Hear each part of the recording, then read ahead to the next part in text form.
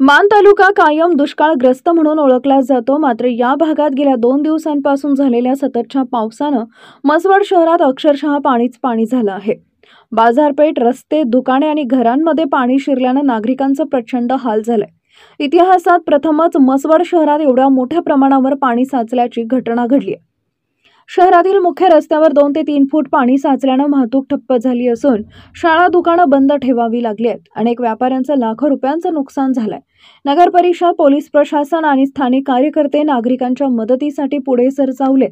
काही ठिकाणी दुकान, घरामध्ये पाणी शिरल्यानं बचावासाठी लोकांना वरच्या मजल्यावर आसरा घ्यावा लागला। दुष्काळासाठी कुप्रसिद्ध असलेले म्हसवड आज पूर परिस्थितीचा सामना करताय। हे चित्र आम्ही प्रथमच पाहतोय, अशा स्थानिक नागरिकांच्या प्रतिक्रिया येत आहेत।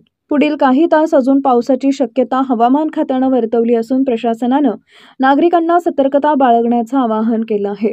शिवशाही न्यूज प्रतिनिधी शुभम कोदे, सातारा।